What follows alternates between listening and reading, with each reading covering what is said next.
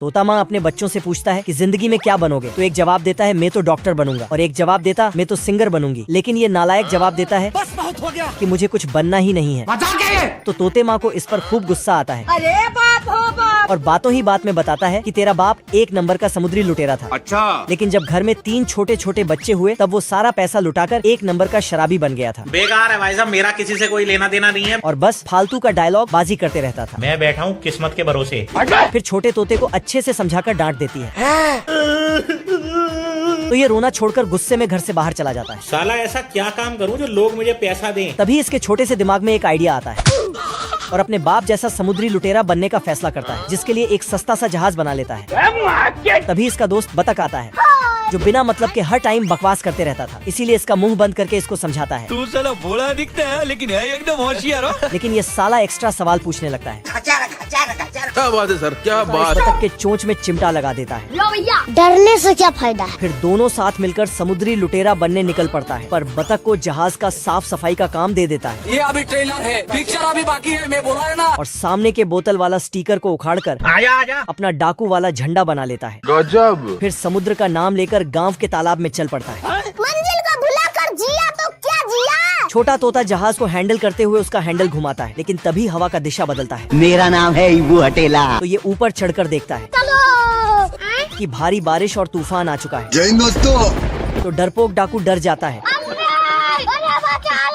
और बतख के चोंच से चिमटा हटा देता है। फिर तो ये शुरू हो जाता है। तू मेरा वो दोस्त है मेरे भाई, जो मेरे पे कभी भी कितनी भी बड़ी मुसीबत आ गई तू कभी काम नहीं आया। इतना भाषण दे ही रहा था कि तभी तूफान हद से ज्यादा तेज हो जाता है और तोता हैंडल से कंट्रोल खो देता है। लेकिन ये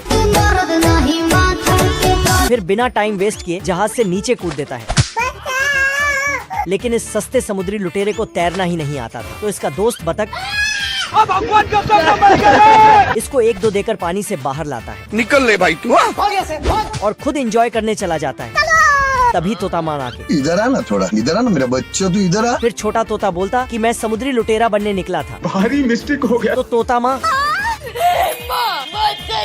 खत्म। ये गबरू बहुत सारा पालक का साग खाता है, तो इसका 4-5 डोले शोले बन जाता है। और इसको इतना ताकत आता है कि किसी ने सोची ना होगी। दरअसल ये पहले प्याज का बदबू सूंघ कर अपना डोले शोले बढ़ाता था। मौसम तो ऐसा लग रहा है दिल गार्डन गार्डन हो रहा है। और जीते जागते पेड़ को मिट्टी के अंदर डालकर छोटा कर देता था। फिर छोटे चिड़िया को उसके घोंसले में रख देता था। ठीक है भाई, मैं चलता हूँ। पर तभी उधर से हाथी मंगरू को लेके आता है। बहुत गर्मी है तेरे में। तो मंगरू हाथी को उसके सूंड से ही बांध देता है, क्योंकि इसके पास रस्सी नहीं था। ये गरीब सैनिक मंगरू को आते देखता है तो मुख्य दरवाजा ही बंद कर देता है। लेकिन मंगरू उसको गया। मंगरू के डर से पूरे बाजार के लोग बाजार समेटकर भाग जाते हैं। तभी साला मंगरू एक घर को उखाड़ डालता है, जिसमें एक आदमी बिना साबुन के नहा रहा था।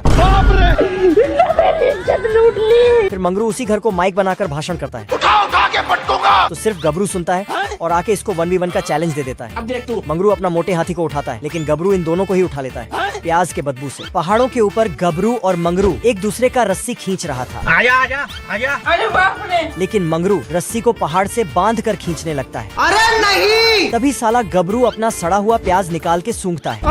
मजा आ गया भाई। तो गबरू के अंदर इतना ताकत आता है कि दोनों पहाड़ को आपस में मिला देते हैं और मंगरू को लट्टू बना देता है।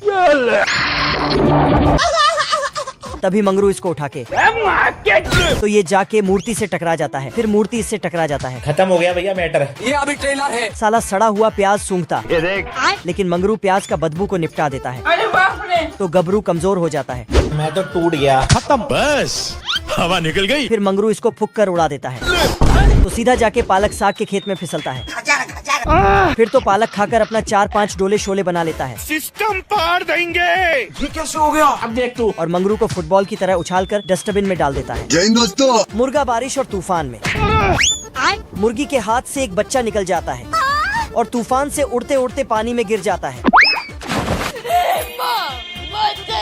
तो मुर्गा पानी में जाने के लिए तैयारी करता है। साला 3-4 टी-शर्ट उतार के पानी में कूदने जाता है, लेकिन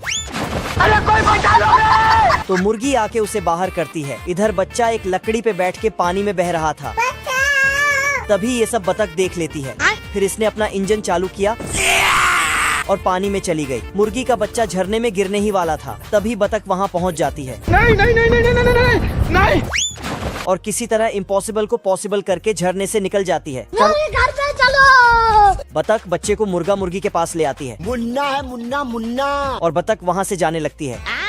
तभी मुर्गा आके बोलता है, अरे देवा देवा देवा, मैं तो तेरे को हरामी समझता था, तू तो राम निकला रे। ये सब बोलने के बाद बतख को गले लगा लेती है। दोस्तों वीडियो पसंद आया तो ये वाला इमोजी कमेंट करो।